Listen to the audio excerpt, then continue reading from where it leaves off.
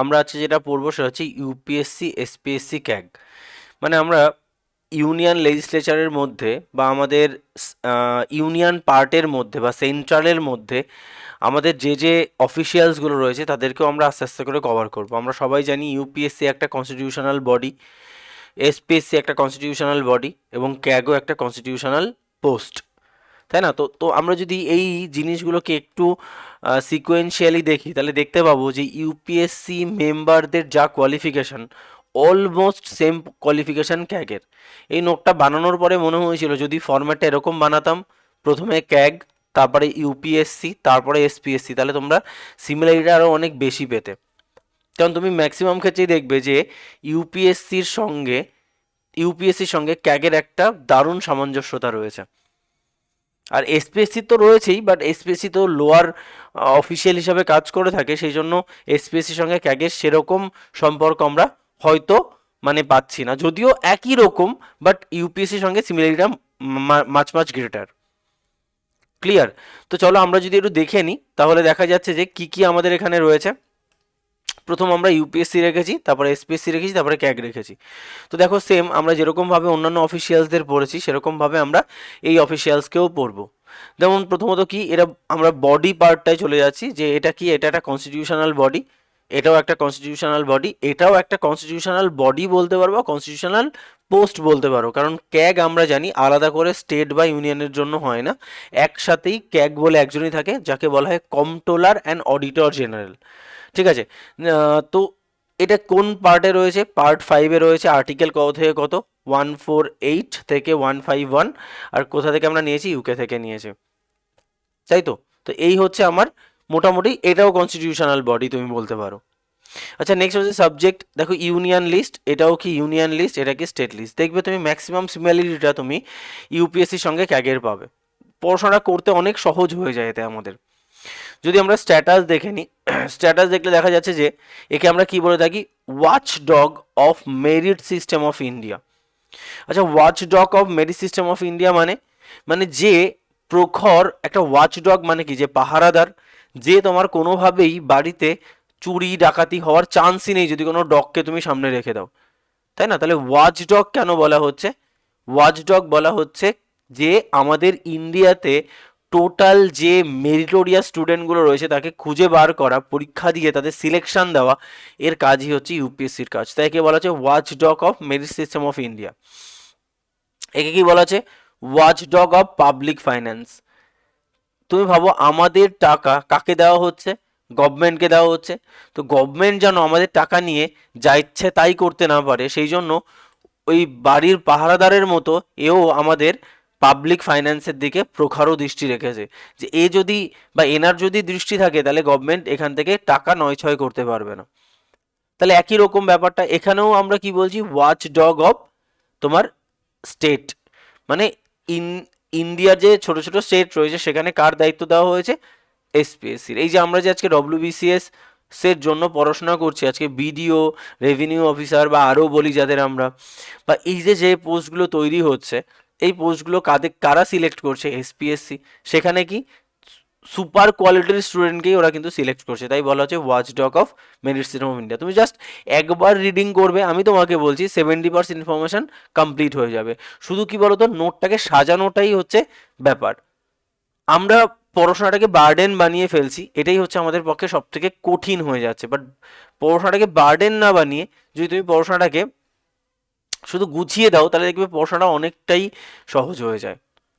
আচ্ছা, constitutional strength যদি দেখা যায় তাহলে কি হচ্ছে দেখো, এটা একজন, এটা অন বলতে ONE হবে, one chairman and some others member determined by president. এই পয়েন্টটা কিন্তু খুব গুরুত্বপূর্ণ, যে কে ডিটারমাইন করে দেয়?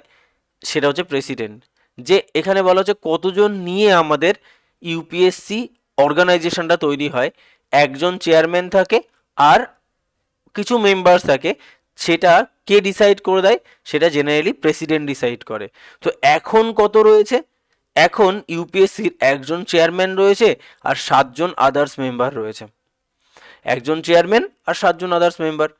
এটা কে ডিসাইড করেছে? প্রেসিডেন্ট। এটা এখনো চেঞ্জ করা হয়নি, চেঞ্জ করা হলে 8জন 10জন এরকম হয়ে যাবে। এটা দেখো, এটা কনসিস্ট অফ ওয়ান চেয়ারম্যান, এখানেও ওয়ান বানান ও এন ই হবে, one chairman and some others member determine by president not governor. এই পয়েন্টটাও কিন্তু খুব গুরুত্বপূর্ণ যে কে ডিসাইড করছে, প্রেসিডেন্ট ডিসাইড করছে যে কজন সদস্য থাকবে। ক্লিয়ার? এখানেও কিন্তু সেম ক্রাইটেরিয়া যে one chairman and three others member. এটা এখন কি, এটা নর্মাল স্ট্রেংথ, এখন কতজন রয়েছে সেটা এখানে বলা হয়েছে। আর এখানে তো আর বলার কিছু অপেক্ষাই রাখে না, ক্যাগ কজন, CAG one and only person appointed by president. Clear? One and only person appointed by president. আচ্ছা নেক্সট কি টার্ম, তুমি যদি টার্ম দেখো যে কত দিনের জন্য ইউপিএসসি মেম্বাররা নিয়োজিত হন বা সিলেক্টেড হন, অ্যান্সার বলা হচ্ছে 6 years, 65 years, which ever, river হয়ে গেছে, which ever is earlier. Actually এগুলো ভয়েস টাইপ, হয়তো ভয়েস টাইপে ধরো এভার বলা হয়েছে, ভয়েস ক্যাপচার করেছে রিভার, তো রিভার লিখে দিয়েছে। তাহলে হুইচ এভার ইজ আর্লিয়ার, দেখো এটা আবার ঠিক নিয়েছে, হুইচ এভার ইজ আর্লিয়ার। এটাও দেখো same, 6 years, 65 years, which ever is earlier. ঠিক আছে, তার মানে হচ্ছে তোমার, আমি বলেছিলাম ক্যাগের সঙ্গে ইউপিএসসির একটা দারুণ সম্পর্ক রয়েছে। এখানে বলা হচ্ছে ধরো কোনো একজন ইউপিএসসির সদস্য তোমার 63 বছর বয়সে, 63 বছর বয়সে ইউপিএসসির সদস্য হয়েছেন, তাহলে এনার কার্যকারিতা কতদিন থাকবে? বলছে 6 বছর, তার মানে কি ইনি 69 ইয়ার্স অবধি ওই সিস্টেমে বহাল থাকবে? Answer is no. কেন? কারণ এখানে দুটো ক্রাইটেরিয়া রয়েছে, যে আইদার তিনি 6 বছর থাকবেন, না হয় তিনি 65 ইয়ার্স থাকবেন, যেটা আগে আসবে। তার মানে তিনি যদি 52 বছর বয়সে ইউপিএসসির মেম্বার হন, তাহলে তার সদস্য পদ কতদিন অবধি থাকবে? এর সঙ্গে 6 যোগ করো, তোমার কত হচ্ছে? 58 ইয়ার্স। 58 ইয়ার্স। আচ্ছা এই 58 ইয়ার্স কেন? তারপরে তিনি কিন্তু আর থাকতে পারবেন না, কেন? কারণ 6 বছর না হয় 65 ইয়ার্স, কোনটা আগে? এখানে 6 বছরটা আগে হয়ে গেছে, মানে 65 বছর হওয়ার আগে 6 বছরটাকে দেখা হবে, আর 65 বছর যদি হয়ে যায় তাহলে 65 বছরটাকে দেখা হবে। তাই কেউ যদি 63-তে অ্যাপয়েন্টেড হয়, তাহলে সে 69 অবধি যেতে পারবে না, তার কোথায় গিয়ে শেষ হবে? 65-এ গিয়ে। কেন? কোনটা আগে আসছে? 65 ইয়ার্সটাকে আমরা বেশি প্রায়োরিটি দেবো তখন। যদি কেউ 61 ইয়ার্সে জয়েন করে, তাহলে সে কত বছর হবে হিসাবে? 67 অবধি। কিন্তু 67 অবধি কি যেতে যেতে পারবে না? কেন? কারণ 65 ইয়ার্সটা আগে চলে আসবে, তো 65 ইয়ার্স থেকে তাকে রিটায়ারমেন্টে যেতে হবে। তাই বলা হচ্ছে 6 years or 65 years, which ever is earlier. এখানেও সেম, 6 ইয়ার্স 65 ইয়ার্সের একই কনসেপ্ট। দেখো কিন্তু এখানে কি 6 ইয়ার্স 62 ইয়ার্স, খুব গুরুত্বপূর্ণ ইনফরমেশন কিন্তু, এইগুলোই কিন্তু ভুল হয়। এটা 6 বছর অথবা 62 ইয়ার্স। সিমিলারলি স্টেটের ক্ষেত্রে কেউ ধরো 59-এ স্টেট পিএসসি সদস্য হলো, তাহলে তার যদি 6 বছর ক্রাইটেরিয়া দেখা যায়, তাহলে সে কিন্তু হিসাব মতো 65 ইয়ার্স অবধি থাকা উচিত, কিন্তু এখানে 65 ইয়ার্স অবধি সে থাকতে পারবে না। কেন? এখানে গন্ডি রয়েছে 62 ইয়ার্সের গন্ডি। কেন 62 ইয়ার্সের গন্ডি? তার কারণ হচ্ছে 69 + 3 হচ্ছে 62, মানে আগে 62 চলে আসবে, তো 59-এ জয়েন করলেও সে কিন্তু 62-তে গিয়ে রিটায়ারমেন্টে যেতে হবে। ক্লিয়ার? সেম কনসেপ্ট 65 আর 62 কনসেপ্টে।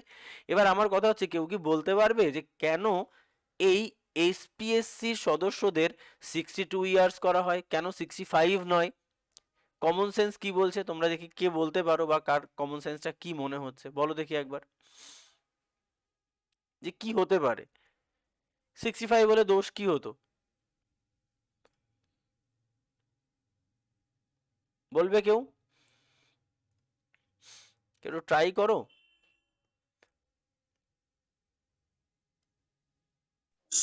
স্যার স্টেটস রুল কি? না, স্ট্রেট রুলস নয়, এর মধ্যে একটা দারুণ লজিক রয়েছে, যেটা একটু ভাবলেই হয়তো হতে পারে, কিন্তু তার জন্য একটা জ্ঞান থাকা দরকার, যদি সেটা না থাকে তাহলে হয়তো নাও করতে পারো। সৌরভ বলো, কি মনে হচ্ছে? সোহম, ট্রাই করো।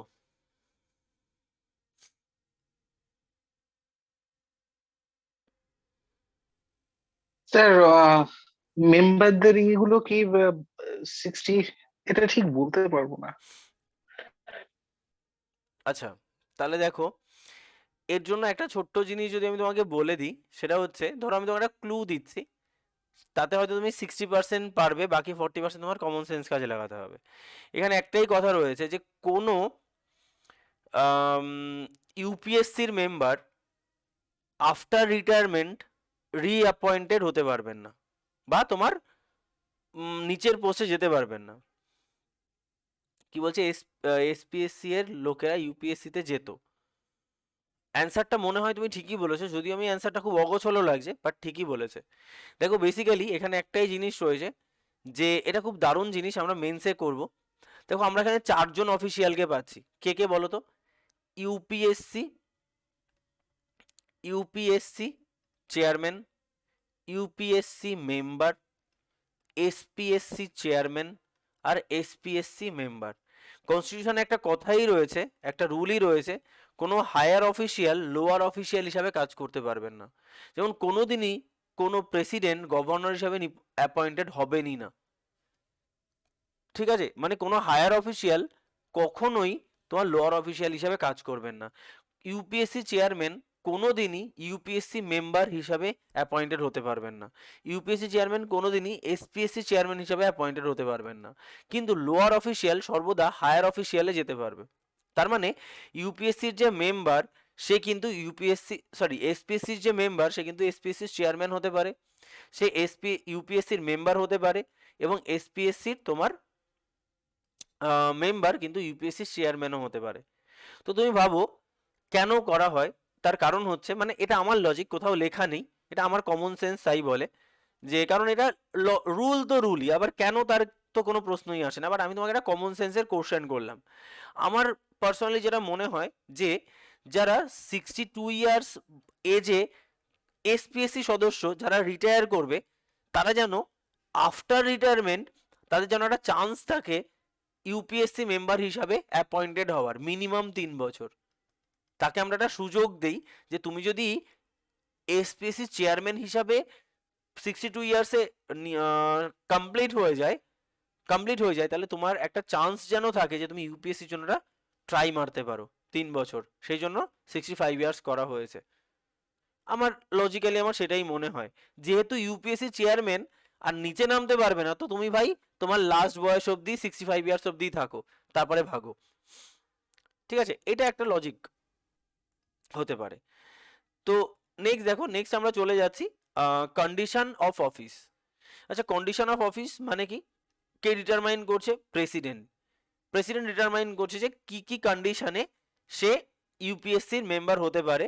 গভর্নর ডিটারমাইন করছে, কিন্তু এখানে কিন্তু প্রেসিডেন্ট নয়, কারণ দেখো অ্যাপয়েন্ট কে করছে?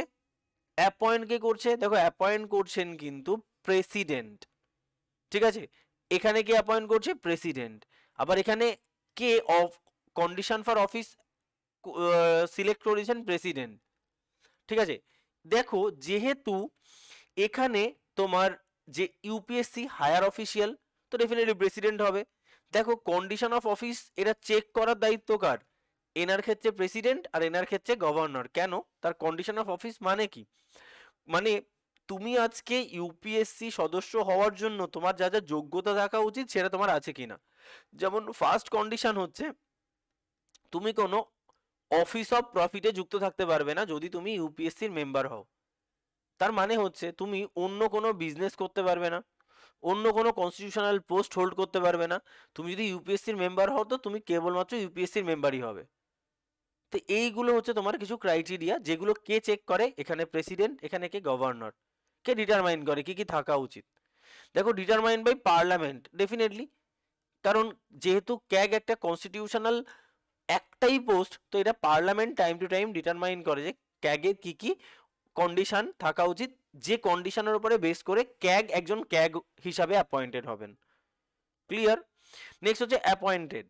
কে অ্যাপয়েন্টমেন্ট দিচ্ছে? দেখো chairman of UPSC shall be appointed by president. তাহলে কে অ্যাপয়েন্ট করছে? প্রেসিডেন্ট।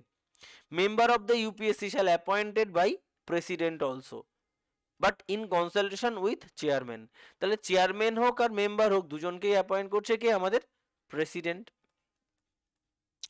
এখানে দেখো এইগুলো কিন্তু খুব ভুল হয়, সেই জন্যই এরম ছক করে পড়া। চেয়ারম্যান অফ এসপিএসসি যে মেম্বার, তাকে তাকে অ্যাপয়েন্ট করছে কে? অ্যাপয়েন্টেড বাই গভর্নর, ঠিক আছে। And others member of the state PSC shall be appointed by governor in consultation with chairman. এইগুলোই পরীক্ষায় ভুল হয়।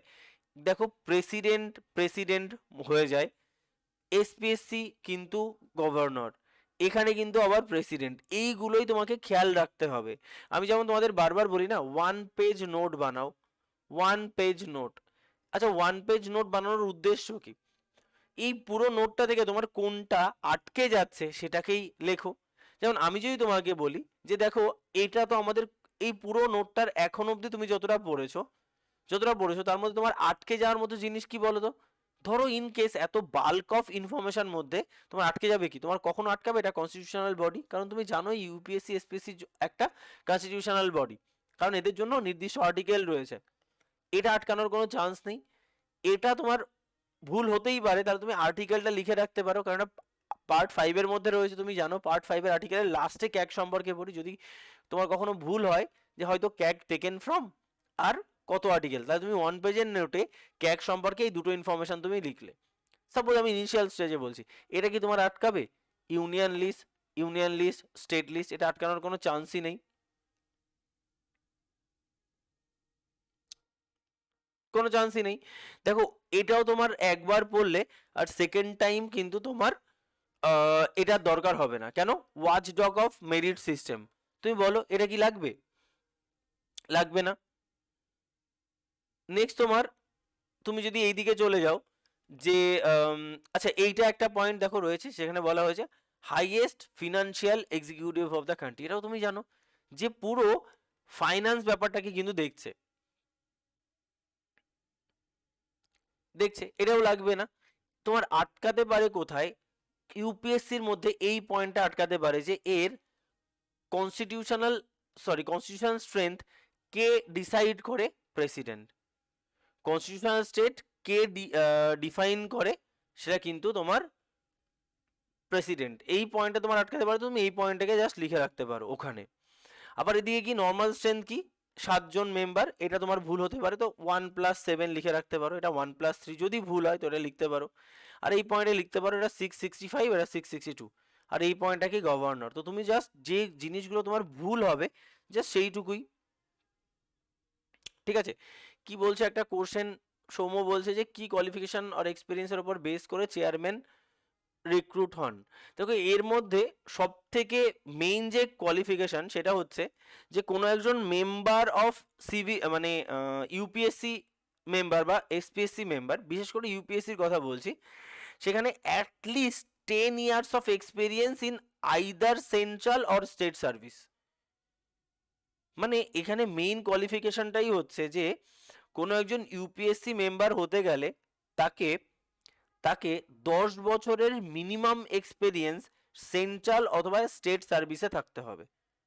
এটা হচ্ছে মেইন কোয়ালিফিকেশন। তো লিখে রাখতে পারো, যদি মনে হয় যে দাদা যেহেতু বলেই দিলেন একটু লিখে দিন, তাহলে এটাকে লিখে রাখো। কন্ডিশন অফ অফিসে এখানে একটু লিখে রাখো যে মেইন কি ক্রাইটেরিয়া থাকে। এই একটা ক্রাইটেরিয়াই হচ্ছে মেইন ক্রাইটেরিয়া, ঠিক আছে। তা লেখো যে কিভাবে লেখা যায়, লেখো member of the commission, member of the commission member of the commission বা মেম্বার্সও করতে পারো, members of the commission, members of the commissions are with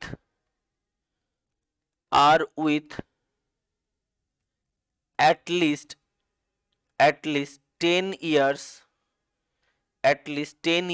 of experience either in central or state service, central or state service। কি বলা হলো? Members of the commission are with at least 10 years of experience either in central আর state service.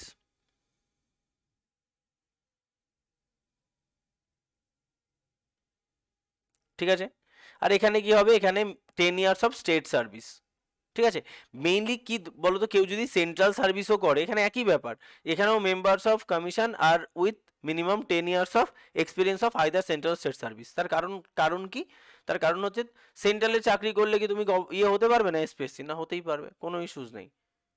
Generally কি হয় বলো, generally ভালো করে বোঝো, যারা তোমার এসপিএসসির সদস্য হয় তাদেরকে পরবর্তীকালে, বা এসপিএসসি যারা চেয়ারম্যান হয় তাদেরকে পরবর্তীকালে ইউপিএসসির চেয়ারম্যান বা ইউপিএসসির মেম্বার বানানো হয়। কেন, এদের আপগ্রেডেশন হয় বা ডাউনগ্রেডেশন তো হয় না, সেই জন্য এসপিএসসির সদস্যদের জেনারেলি তোমার ইউপিএসসিতে নিয়ে আসা হয়। ঠিক আছে। আচ্ছা নেক্সট দেখো, নেক্সট তোমার অ্যাপয়েন্টমেন্টও আমরা দেখে নিলাম। এখানে দেখো অ্যাপয়েন্টেড বাই কে, প্রেসিডেন্ট, তো ডেফিনেটলি এটাও প্রেসিডেন্ট হবে। দেখো কে অ্যাডভাইস কে করছে, দেখো অ্যাডভাইস করছে central cabinet minister headed by PM. তাহলে সেন্ট্রাল ক্যাবিনেট মিনিস্টার কিন্তু অ্যাপয়েন্ট করছে, মানে অ্যাডভাইস করছে টু অ্যাপয়েন্ট তোমার ক্যাগ। কে অ্যাপয়েন্ট করছে, প্রেসিডেন্ট অ্যাপয়েন্ট করছে। তো এগুলোরও মাথায় রাখতে হবে তোমাকে। ওথ কে করান, প্রেসিডেন্ট। ওথ কে করান, প্রেসিডেন্ট। ওথ কে করান, গভর্নর। বলেছিলাম ইউপিএসসির সঙ্গে ক্যাগের একটা মারাত্মক সিমিলারিটি তুমি পাবে। স্যালারি কত, 2,50,000। স্যালারি কত, 2,50,000। স্যালারি কত, 2,25,000। বলেছিলাম পুরো সিমিলারিটি পাবে। আচ্ছা স্যালারি কোথা থেকে চার্জ হচ্ছে, খুব গুরুত্বপূর্ণ point. Salary shall be determine by কে, পার্লামেন্ট। পার্লামেন্ট স্যালারি ডিটারমাইন করবে। স্যালারি ডিটারমাইন বাই কি, স্টেট লেজিসলেচার। ক্লিয়ার। আর স্যালারি কোথা থেকে দেওয়া হবে, salary shall be charged on the consolidated fund of India. কেন কনসোলিডেটেড ফান্ড অফ ইন্ডিয়া, তোমাদের আমি বারবার করে বলেছিলাম যে স্যালারি একটা ভালো জিনিস, তোমায় কাকে কোথা থেকে স্যালারি দেওয়া হয় এর একটা গুরুত্বপূর্ণ জিনিস তোমাকে আমি বলে দিয়েছিলাম। কি সেটা, কি সেটা, সেটা হচ্ছে যে যাকে পাবলিক অ্যাপয়েন্ট করবে তাকে কোথা থেকে স্যালারি দেওয়া হবে, পাবলিক অ্যাকাউন্ট থেকে। আর যাকে পাবলিক ইনডাইরেক্টলি অ্যাপয়েন্ট করবে বা যাকে অন্য কেউ অ্যাপয়েন্ট করবে, প্রেসিডেন্ট বা গভর্নর কেউ অ্যাপয়েন্ট করবে, তার স্যালারি দেওয়া হবে কনসোলিডেটেড ফান্ড অফ ইন্ডিয়া থেকে। তাহলে বলো তোমার প্রাইম মিনিস্টারের স্যালারি কোথা থেকে দেওয়া হবে, ডেফিনেটলি পাবলিক অ্যাকাউন্ট থেকে। কেন, prime minister is appointed by us. Chief minister salary কোথা থেকে দেওয়া হবে, কনসোলিডেটেড ফান্ড নয়, পাবলিক অ্যাকাউন্ট থেকে। তাহলে এবার তুমি বলো প্রেসিডেন্টের স্যালারি কোথা থেকে দেওয়া হবে, সেম কনসোলিডেটেড ফান্ড থেকে। তাহলে সেম এখানেও ইউপিএসসি বা এসপিএসসি সদস্যদেরকে আমরা নির্বাচন করি না, তাহলে এদের স্যালারি কোথা থেকে দেওয়া হবে, কনসোলিডেটেড ফান্ড অফ ইন্ডিয়া থেকে। একে কোথা থেকে দেওয়া হবে, কনসোলিডেটেড ফান্ড অফ স্টেট থেকে। একে কোথা থেকে দেওয়া হবে, কনসোলিডেটেড ফান্ড অফ ইন্ডিয়া থেকে। একই জিনিস বলেছিলাম, যদি আমি নোটটাকে আবার সাজাতে পারতাম তাহলে আগে আমি ক্যাককে রাখতাম, তারপর ইউপিএসসি কে রাখতাম, তারপর এসপিএসসি কে রাখতাম, তাহলে আরও বেশি সিমিলারিটি বা আরও বেশি ক্ল্যারিটি আমরা পেতাম। র্যাঙ্ক যদি দেখা যায়, দেখো ইউপিএসসি র্যাঙ্ক কিন্তু জাজ অফ সুপ্রিম কোর্টের মতো। ইউপিএসসির সদস্যদের র্যাঙ্ক সেম, দেখো সেম অ্যাজ জাজ of supreme court, same as জাজ অফ হাইকোর্ট। মানে তুমি ইউপিএসসি আর ক্যাগ একজনকে পড়লে আরেকজন অটোমেটিক্যালি হয়ে যাবে, এরম ব্যাপার। মানে 90% ইনফরমেশন সেম থাকে। দেখো রিটায়ারমেন্ট এজ একই রকম, টার্ম আর রিটায়ারমেন্ট এজ তো প্রায় একই রকমই হয় আমাদের। 6 ইয়ার 65 ইয়ার্স, 6 ইয়ার 62 ইয়ার্স, 6 ইয়ার 65 ইয়ার্স, সেটা তোমাদের আমি একটু আগে বোঝালাম। আচ্ছা রিমুভাল, তুমি যদি ইউপিএসসি মেম্বারকে রিমুভ করতে চাও, দেখো কে রিমুভ করবে, এটা প্রেসিডেন্ট রিমুভ করবে। প্রেসিডেন্ট রিমুভ করবে, প্রেসিডেন্ট রিমুভ করবে। খুব ভালো করে মাথায় রাখবে, এইগুলোই কিন্তু ভুল হয়। বারবার মনে হবে হয়তো গভর্নর রিমুভ করে, না, প্রেসিডেন্ট রিমুভ করছে। গভর্নর ওথ করাচ্ছেন, গভর্নর কিন্তু অ্যাপয়েন্ট করাচ্ছেন, কিন্তু কন্ডিশন অফ অফিস আবার প্রেসিডেন্ট ডিটারমাইন করছে। এই ছোট্ট ছোট্ট 4-5টা ইনফরমেশন মনে রাখলেই কিন্তু আমাদের জিনিসটা খুব ইজি হয়ে যায়। তাহলে বাই প্রেসিডেন্ট বাই গভর্নর, কিসের, on the ground of proved misbehaviour or incapacity by the decision of supreme court. Supreme কোর্টকে খুঁটিয়ে দেখার দায়িত্ব দেওয়া হবে। সুপ্রিম কোর্ট যদি মনে করেন যে না, এই মেম্বার বা এই সদস্য তোমার প্রুভড, মানে যেটাকে বলা হয় তোমার মিসবিহেভ করেছেন, মানে ধরো যিনি তার পাওয়ারের মিস ইউজ করেছেন। তার মানে ধরো এই যে আমরা বলি না যে প্রশান্ত কুমার সাদা খাতা জমা দিয়েও ফার্স্ট হয়েছেন, তার মানে এটা হয়েছেন নিশ্চয়ই যারা হায়ার অফিসিয়াল তারা তাদের বিহেভিয়ারটা ঠিকঠাক দেখাননি, মিসবিহেভ করেছে, লুফোলটাকে কাজে লাগিয়েছে, ঘুষ খেয়েছে। তো এইসব ক্ষেত্রে তাকে অ্যাপয়েন্ট করতে পারে কে, প্রেসিডেন্ট। প্রেসিডেন্ট। ঠিক আছে, এবার দেখো আর যেটা ব্যাপার সেটা হচ্ছে তোমার আর একটা জিনিস কি ইনক্যাপাসিটি। ধরো তার যা মিনিমাম কোয়ালিফিকেশন থাকা উচিত, তার যে মিনিমাম ক্যাপাসিটি থাকা উচিত, সেই ক্যাপাসিটি তার নেই। মানে ধরো সে ভুলভাল কাগজ দেখিয়ে তার কন্ডিশনটাকে ফুলফিল করেছে, তো সেই ক্ষেত্রেও কিন্তু তাকে রিমুভ করা যেতে পারে। মানে সে ক্যাপাবল নয়, he is not capable of that post, তখন তাকে কি করা হবে, রিমুভ করা হবে। সেম বিহেভিয়ার বা ইনক্যাপাসিটির জন্য, মিসবিহেভিয়ার আর ইনক্যাপাসিটির জন্য। কিন্তু এখানে একটা ক্রাইটেরিয়া আছে, সেটা হচ্ছে একে রিমুভ শুধুমাত্র প্রেসিডেন্ট করতে পারে না, একে চাইলেই প্রেসিডেন্ট কি করতে পারে, তার পোস্ট থেকে রিমুভ করে দিতে পারে। বাট একে রিমুভ করবে প্রেসিডেন্ট, বাট তার জন্য একটা বিল পাস করতে হবে পার্লামেন্টে প্রেজেন্ট অ্যান্ড ভোটিংয়ে। প্রেজেন্ট অ্যান্ড ভোটিং মানে 2/3 মেজরিটি অফ মেম্বার, মানে স্পেশাল মেজরিটি প্রেজেন্ট অ্যান্ড ভোটিংয়ে তুমি যদি পাস করো, দেন প্রেসিডেন্ট পাওয়ার পাবে তাকে রিমুভ করার। এটা হচ্ছে কি রিমুভাল। আচ্ছা, ইমপিচমেন্ট যদি আমরা দেখে নিই, ইমপিচমেন্ট দেখো initiated by either house of the parliament, initiated by either house of the parliament, তার মানে হচ্ছে পার্লামেন্ট কিন্তু ইমপিচমেন্ট প্রস্তাব যে কোনো হাউসে তুলতে পারে।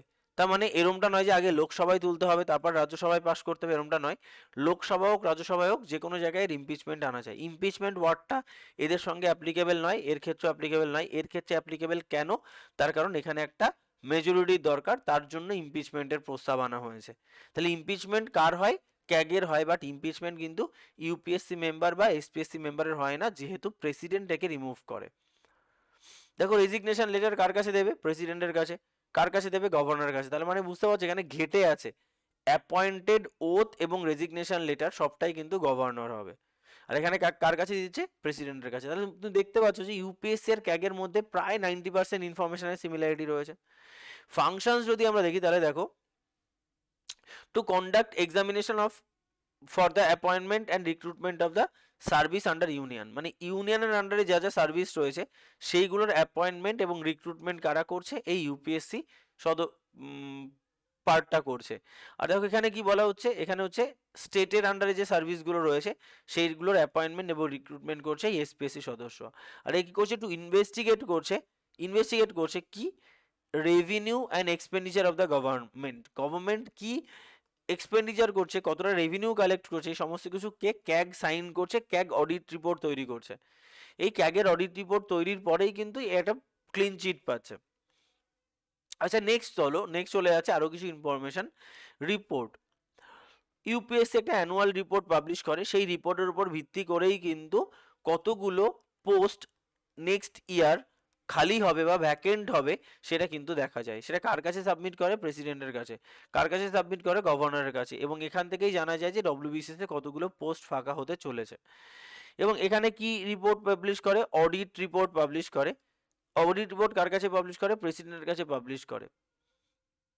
ঠিক আছে, কি রিলেটেড দেখো, যদি সেটা সেন্টারের অডিট রিপোর্ট হয় তাহলে প্রেসিডেন্টের কাছে, আর যদি স্টেটের অডিট রিপোর্ট হয় তাহলে সেটা গভর্নরের কাছে। মানে এই ক্যাগই কিন্তু স্টেটের হয়েও আলাদা করে কাজ করছে, আবার সেন্ট্রালের হয়েও আলাদা করে কাজ করছে। তাহলে এটা হচ্ছে তোমার ক্যাগ, এটা মেইন ফান্ডা।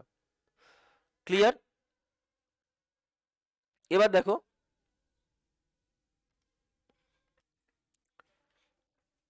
আচ্ছা নেক্সট বলছে ফার্স্ট অ্যাপয়েন্টেড, দেখো স্যার রস বার্কার, এটা তোমার দরকার হয় না তাই স্টেটটাকে আমরা লিখিনি। দেখো ভি নরহরি রাও, ফার্স্ট ক্যাগ। দেখো অ্যাট প্রেজেন্ট কে রয়েছে, দেখো এবার কি এইগুলো তখনকার সময় ছিল, একবার চেক করে নিতে হবে এখন বর্তমানে কে রয়েছে। আমি এগুলোকে ফাঁকা রাখাই উচিত ছিল, ঠিক আছে। এইগুলোকে তুমি কি, এগুলোকে কেটে দিয়ে অ্যাট প্রেজেন্ট যেগুলো থাকবে সেই যারা থাকবেন তাদেরকে তোমরা এখানে অ্যাড করে দেবে, ঠিক আছে। কিছু ইম্পর্টেন্ট ইনফরমেশনের কথা বলছে, দেখো এখানে বলছে service under union and state, মানে এই টোটাল ইউপিএসসি অ্যান্ড এসপিএসসির যত এক্সট্রা ইনফরমেশন রয়েছে সেগুলোকে আমরা এক জায়গায় নিয়ে আসার চেষ্টা করছি। যে service under union and state, এটা পার্ট 14 আর্টিকেল 308 থেকে 323, এর মধ্যে আমার পুরো সার্ভিসটা ইউপিএসসি এবং এসপিএসসিটা কভার হচ্ছে। এবং বলছে all India service can B, আমরা এটা পড়েছিলাম যে কোন ক্ষেত্রে রাজ্যসভার পাওয়ার বেশি, কোন ক্ষেত্রে রাজ্যসভার পাওয়ার বেশি। দেখো বলছে all India service can be initiated by Rajya Sabha only by 2/3 members of the Rajya Sabha present and voting. মানে ইনিশিয়েটেড বাই রাজ্যসভা, আমরা বলেছিলাম initiated by Rajya Sabha but created by parliament. তাহলে তুমি এখানে লিখেই রাখতে পারো বাট ক্রিয়েটেড বাই পার্লামেন্ট, তোমার এই পয়েন্টটা আগেও পড়েছো, but created by parliament, created by parliament, তাই তো। আচ্ছা 3 নাম্বার বা 4 নাম্বার পয়েন্ট কয়েকটা জিনিস একটু লিখে রাখো এখানে। লেখো before independence, before independence, before independence Indian civil service, Indian civil service, Indian civil service was introduced by Lord Cornwallis in 1793। আচ্ছা তোমাদের যখনই আমরা একটা পয়েন্ট পাবো তার সাপেক্ষে আমরা ব্যাখ্যা করার চেষ্টা করব। যদি বলা হয় father of civil service, answer কি হবে? Father of civil service answer হবে কি হবে বলো তো? কর্নওয়ালিস হবে না, আর একজন রয়েছে, কে বলো তো father of civil service? Message করো দেখি ফাদার অফ সিভিল সার্ভিস কে। যদি বলা হয় father of Indian civil service, তখন আমরা কার কথা বলবো? তখন আমরা বলবো কর্নওয়ালিসের কথা। But father of civil service বললে কার কথা বলবো? ডালহৌসি। ভেরি গুড, ডালহৌসির কথা বলবো। তো এইটা আমরা একবার জাস্ট মাথায় রাখবো, ইন্ডিয়ান সিভিল সার্ভিস বললে কর্নওয়ালিস হবে, কারণ কর্নওয়ালিস ইন্ডিয়াতে সিভিল সার্ভিস প্রথাটা চালু করেছিলেন। আচ্ছা নেক্সট লেখো আর একটা পয়েন্ট, লেখো 4 নাম্বার দিয়ে after independence, after independence, after independence all India services, all India services, after independence all India services was created বা was introduced by Vallabhbhai Patel, Vallabhbhai Patel, Vallabhbhai Patel in 1948। তাহলে after independence all India services was introduced by Vallabhbhai Patel in 1948। 1948 clear? আচ্ছা 5 number point আমরা লিখতে পারি joint, খুব গুরুত্বপূর্ণ point, joint, joint state public service commission, joint state public service commission, joint state public service commission, joint state public service commission set up by the parliament, set up by the parliament, joint state public service commission set up by the parliament for 2 or more state, 2 or more state chairman and member, chairman and members of যাকে বলা হয় JPSC, joint public service commission shall be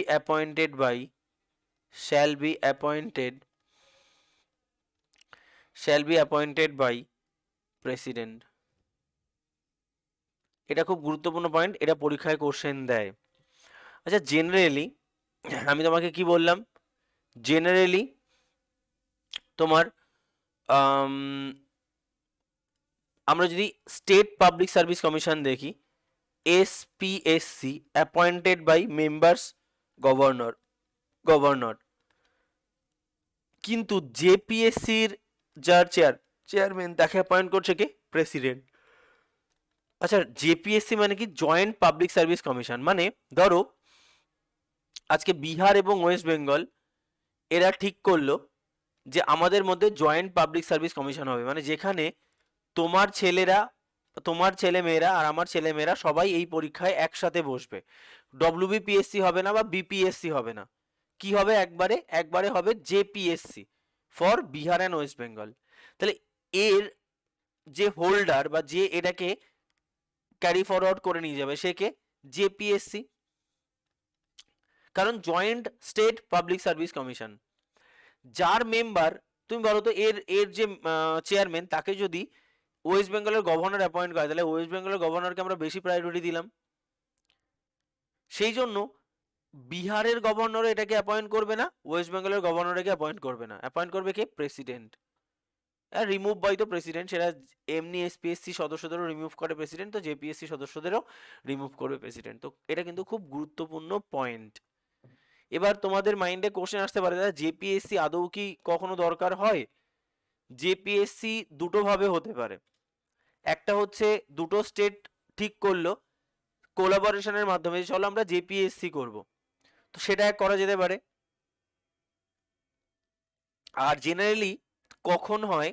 ধরো দুটো state যখন deviation হয়, ধরো আগে, ধরো এবার ওয়েস্ট বেঙ্গলের থেকে নর্থ বেঙ্গলটা আলাদা হয়ে যাবে সাপোজ, তো নর্থ বেঙ্গল আলাদা হয়ে যাবে, এটা রেজলিউশন পাস করা হবে। এবার রেজলিউশন অ্যাকসেপ্টেড হয়ে গেছে, রেজলিউশন কি হয়ে গেছে? অ্যাকসেপ্টেড হয়ে গেছে। এখন ওয়েস্ট বেঙ্গল থেকে নর্থ বেঙ্গল আলাদা হয়ে যাবে, আলাদা স্টেট বলে, স্বতন্ত্র স্টেট বলে ঘোষিত হবে।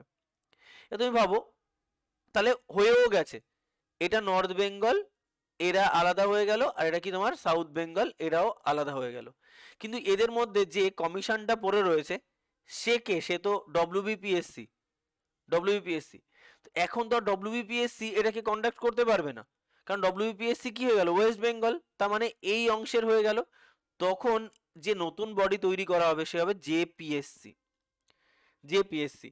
যতদিন না অবধি এর আলাদা করে স্বতন্ত্র সেই স্টেটের পিএসসি তৈরি হচ্ছে বা এই স্টেটের পিএসসি তৈরি হচ্ছে, তখন সেখানে কি করা হয়? জেপিএসসি। যেমন যেমন এই যে আমাদের তেলেঙ্গানা তে যেটা হয়েছিল, সেম জিপিএসসি হয়েছিল, পরবর্তীকালে চেঞ্জ হয়ে যাওয়ার পর আলাদা আলাদা করে পিএসসি হলো। আবার ওরা যদি মনে করে না আমাদের একটাই অর্গানাইজেশন থাকবে, যেহেতু দুটো জায়গায় সেম ল্যাঙ্গুয়েজই হচ্ছে, তো জেপিএসসি থাক।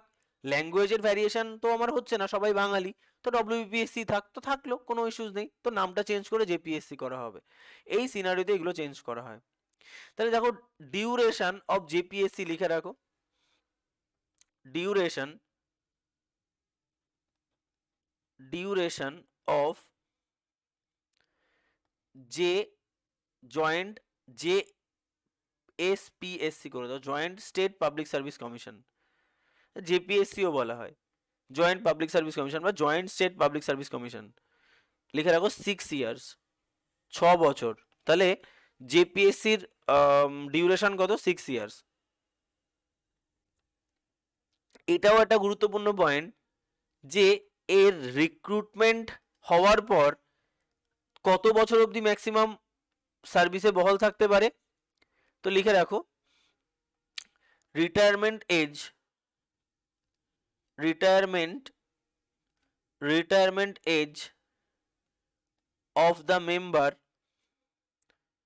of the members of JPSC is 62 years. is 62 years. তার মানে হচ্ছে যে এটা কিন্তু 65 নয়, এটা কিন্তু 62। কেন? এরও ছিল কত? 62। তাহলে এসপিএসসির আর জেপিএসসির সদস্যদের কিন্তু রিটায়ারমেন্ট এজটা সেম। কেন? কারণ কেউ যদি জেপিএসসির চেয়ারম্যান হয়, তাহলে সে যেন ইউপিএসসি চেয়ারম্যান হিসাবে অ্যাপয়েন্টেড হতে পারে, যে ক্রাইটেরিয়াটা আমি তোমাকে প্রথম দিকে বললাম, সেই ক্ষেত্রে। ক্লিয়ার? চলো, ক্যাগের ক্ষেত্রে কি বলা হচ্ছে? CAG is the head of Indian audit and account department. CAG is the head of Indian Audit and Account Department. CAG provides the necessary information to the union and state to prepare for its budget. তাহলে যেহেতু budget পুরোটাই যেহেতু আমাদের financial একটা statements, তো এটা পুরোটাই necessary information কে প্রোভাইড করে? CAG, for state budget, for union budget. আর পুরো অডিট অ্যান্ড অ্যাকাউন্ট ডিপার্টমেন্টে ক্যাগের পুরো ভূমিকা রয়েছে। নাম্বার 3 দেখো, নাম্বার 3 হচ্ছে public public account committee. Public account committee public account committee is assisted by CAG of India। তাহলে পাবলিক অ্যাকাউন্ট কমিটি যেটা আমাদের রয়েছে, যেখান থেকে মাইনে ফাইনে দেওয়া হচ্ছে, সেই পুরো ব্যাপারটা কিন্তু ক্যাগ অ্যাসিস্ট করছে। লেখো CAG CAG acts as CAG acts as a guide CAG acts as a guide comma friend and philosopher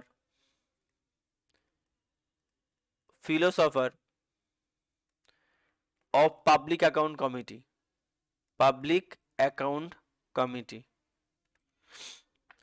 CAG acts as a guide, friend and philosopher of the public account committee।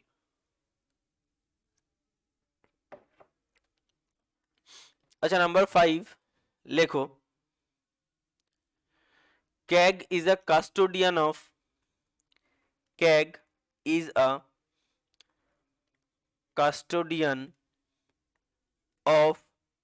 public purse and control the entire finance system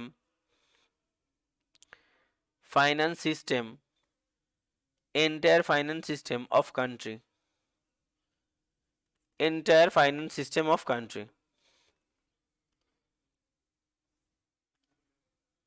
6 number লেখো the condition of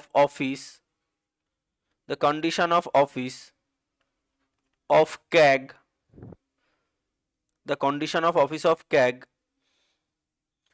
এই যে act, the act was passed in the year 1971 and this act was amended in 1976। This act was amended in 1976। The condition of office of CAG, এই যে act, এটা হয়েছিল 1976 এবং পরবর্তীকালে amend হয়েছিল 1976-এ। প্রথমে 71-এ হয়, তারপর 76-এ। আচ্ছা, এবার আমি চলে যাচ্ছি পাবলিক সার্ভিস বলে। পাবলিকের জন্য কতগুলো সার্ভিস রয়েছে দেখো। এক হচ্ছে অল ইন্ডিয়া সার্ভিস রয়েছে, নাম্বার 1। সেন্ট্রাল সার্ভিস রয়েছে অ্যান্ড স্টেট সার্ভিস রয়েছে। দেখো, অল ইন্ডিয়া সার্ভিস কিন্তু 3টে। কে? IAS, IPS আর IFS। Indian administrative service, Indian police service আর Indian forest service. But central service কি আলাদা। ইন্ডিয়ান ফরেন সার্ভিস, এটা তোমার Indian revenue service, Indian postal service, railway account service, audit and account service, defence account service, railway traffic service, information service, তোমার economical service, statistical service ইত্যাদি হাজারো service সেন্ট্রালের জন্য applicable বা রয়েছে। এখানে দেখো সেম এই পুরো ব্যাপারটা স্টেটের ক্ষেত্রে, স্টেট ওই সেম সার্ভিসগুলো কিন্তু স্টেটেও থাকতে পারে বা আলাদা করে ভেটেরিনারি সার্ভিস বা medical service, engineering, forest, agriculture, cooperative, judicial, audit and account, education, police, civil, এইগুলো সবটাই কিন্তু তোমার স্টেটের সার্ভিস রয়েছে। ঠিক আছে, এটা গেল তোমার পুরো সিনারিও, তোমার পাবলিক যে সার্ভিস সেটা বোঝা গেল। তাহলে এটা হচ্ছে আমাদের পুরো নোটসটা ইউপিএসসি, এসপিএসসি আর ক্যাগের, যেখানে যতটা আমরা পেরেছি মোটামুটি ইনফরমেশন অ্যাড করে দিয়েছি। এমসিকিউ সলভ করলে আশা করি এখান থেকে কিছু আটকাবে না।